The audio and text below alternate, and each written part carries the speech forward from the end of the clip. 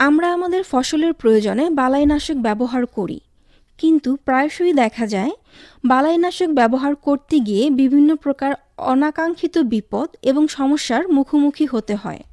বালাইনাশক ব্যবহারের ফলে তা দ্বারা শস্যের নির্দিষ্ট পোকা ছাড়াও মাটিতে বিদ্যমান অন্যান্য অনেক জীব মারা যায়।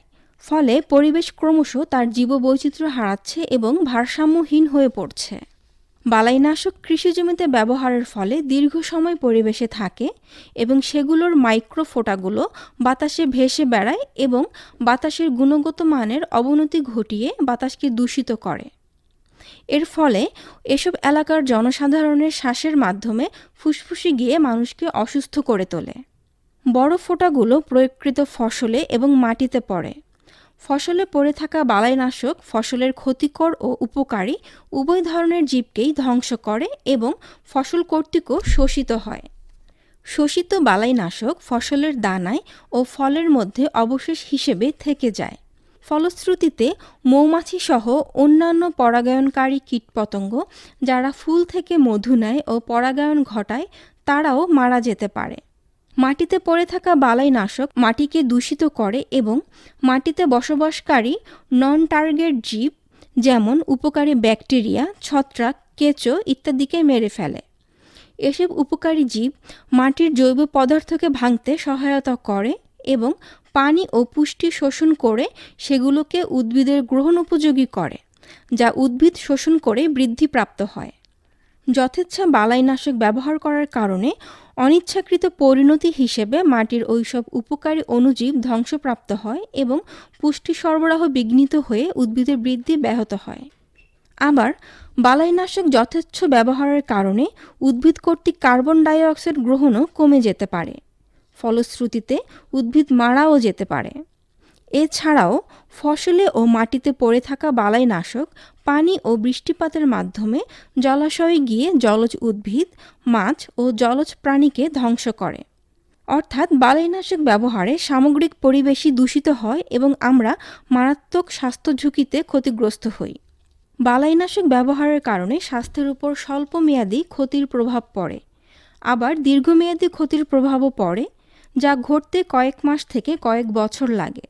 সম্প্রতি স্বাস্থ্য ঝুঁকি বিবেচনায় নিয়ে একটি ক্ষতিকর বালাইনাশক কার্বোফুরান নিষিদ্ধ ঘোষণা করেছে বাংলাদেশ। বিশ্বের ৮৮তম দেশ হিসেবে কার্বোফুরান নামের বালাইনাশক নিষিদ্ধ ঘোষণা করল বাংলাদেশ। মানুষ ও অন্যান্য প্রাণীর জন্য মারাত্মক ক্ষতিকর চিহ্নিত করে গত ১৮ জানুয়ারি এটি নিষিদ্ধ করে গেজেট প্রকাশ করা হয়েছে। রাষ্ট্রপতির আদেশক্রমে জারি হওয়া ওই গেজেটে আগামী জুন মাস থেকে এটির আমদানি, ব্যবহার ও উৎপাদন বন্ধ থাকবে। সাধারণত ধান, গম, ভুট্টার মতো দানাদার শস্যের পোকা দমনে কার্বোফুরান ব্যবহার করা হয়। কৃষি সম্প্রসারণ অধিদপ্তরের সূত্র অনুযায়ী দেশে ২০২১-২২ অর্থ বছরে প্রায় ৪২,০০০ টন বালাইনাশক ব্যবহৃত হয়েছে। এর মধ্যে ৮ থেকে ১০,০০০ টন হচ্ছে কার্বোফুরান জাতীয়। দেশে সবচেয়ে বেশি ব্যবহৃত বালাইনাশক এটি। ইতিমধ্যে দক্ষিণ এশিয়ায় ভারত, নেপাল ও বিশ্বের বেশিরভাগ কৃষিপ্রধান দেশে এটি নিষিদ্ধ হয়েছে। বিশ্বের বেশিরভাগ দেশ জনস্বাস্থ্যের কথা বিবেচনা করে কার্বোফুরান নিষিদ্ধ করেছে। দেশের মানুষ ও অন্যান্য প্রাণীর জন্য ক্ষতিকর হিসেবে প্রমাণ পাওয়ায় বালাইনাশকটি নিষিদ্ধ করার উদ্যোগ নেয় বাংলাদেশ সরকার। ২০১৪ সালে বিশ্ব স্বাস্থ্য সংস্থা WHO মানুষ ও অন্যান্য প্রাণীর জন্য সবচেয়ে ক্ষতিকর বালাইনাশকের একটি তালিকা করে। তাতে কার্বোফুরান বা কার্বোমেট জাতীয় বালাইনাশককে মারাত্মক ক্ষতিকর হিসেবে চিহ্নিত করা হয়। ৯০-এর দশকে যুক্তরাষ্ট্র ও নিউজিল্যান্ড বালাইনাশকটি নিষিদ্ধ করে। তবে দামে কম হওয়ায় ও পোকা দমনে ভালো কাজ করায় উন্নয়নশীল দেশগুলোতে এর ব্যবহার চলতে থাকে। WHOর প্রতিবেদন প্রকাশের পর এসব দেশ বালাইনাশকটিকে নিষিদ্ধ ঘোষণা করে। কার্বোফুরানের কারণে কৃষক নিজে তো ক্ষতিগ্রস্ত হতোই, একই সঙ্গে তা ভোক্তার জন্য দীর্ঘমেয়াদী ক্ষতি বয়ে আনে। এটি মানুষের শরীরে নিঃশ্বাস ও খাদ্যের মাধ্যমে প্রবেশ করলে প্রাথমিকভাবে বমি ও ত্বকের সমস্যা হতে পারে। দীর্ঘমেয়াদে তা কিডনি, ফুসফুস থেকে শুরু করে রক্ত পর্যন্ত ছড়িয়ে পড়ে ক্ষতি করতে থাকে।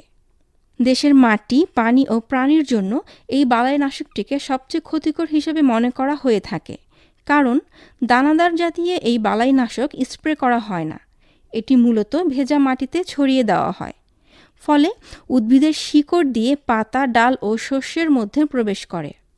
অন্যান্য বালাইনাশক সাধারণত প্রয়োগের পর 5 থেকে 20 দিন তা উদ্ভিদে থাকে, কিন্তু কার্বোফুরান থাকে 30 থেকে 60 দিন। ফলে ফসল তোলার পর তা ভোক্তার কাছেও পৌঁছে যায়। তাই নির্দিষ্ট মেয়াদের আগেই সচেতনতার অংশ হিসেবে কৃষক ভাইদের এই বালাইনাশকের ব্যবহার বন্ধ করা উচিত। তাহলে পরিবেশের ভারসাম্য রক্ষার পাশাপাশি জীববৈচিত্র্য রক্ষা পাবে, নিরাপদ থাকবে কৃষক ও ভোক্তা।